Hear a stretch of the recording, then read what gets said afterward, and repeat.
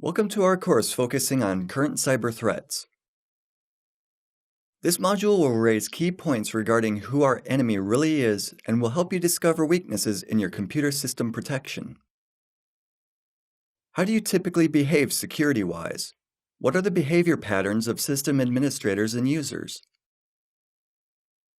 What does the consumerization of IT mean? What is apt? A term with military origins coined as a response to a shift in the computer system security landscape. Let's get started. The first module will focus on the concepts of cyber war, the consumerization of IT, and apt. The key aspects that have driven change as far as system security is concerned. Why is this loosely technical subject so important? It's because computer systems follow their own rules, and our ability to work with them is not innate and has to be learned. As you know, the systems we know today have all been developed in the past 20 or 30 years. Most of us have not been able to use them while growing up. This is an ability which has to be taught and learned. And it just so happens that we haven't yet had a good teacher. What's the result of this fallback? We're all perfectly aware of the rules that have to be followed to be safe and secure outside home or at work.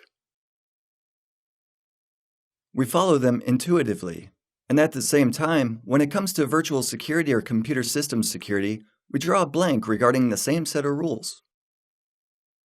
Your goal is to discover and teach yourself and the users of your systems crucial aspects of computer security awareness. This is all the more important as, unlike in real life, breaking computer security rules won't cause an immediate reaction. If you run a red light, you will surely be noticed. This behavior is dangerous to both you and others, so action will come instantly. But if you do something equally silly in a virtual environment, in a computer system, the reaction will either be invisible or at least be delayed. It's harder to notice the cause and effect relationship between, let's say, visiting a suspicious website and your computer starting to work slower. This relationship is real, though, and will be the subject of this course. There's also another aspect that explains why less technical modules are vital for this training. It's because users, the majority of people who work with computers like students, employees, and so on, use computers as a tool to accomplish simple goals. It's never a goal in itself to become a computer expert. In other words, getting to know computer systems mechanisms is only seen as important when it can be applied to everyday life, at work, or for entertainment. Security awareness is rarely a factor here, and this means that even the younger users who grew up with computers and computer networks still have the same rules to catch up on. They still have to learn security rules. Unfortunately, aside from us, the good guys, there are other people in the virtual environment, or the ecosystem as well. There are people who are there for their own gain, and their agenda can be counterproductive with our own. This business, or the cybercrime scene, is growing rapidly. Of course, cybercriminals have been with us ever since computers were developed. We'll take a look at that later. Recently, from the past 5 to 8 years, there's been quite a significant change in how these cybercriminals operate.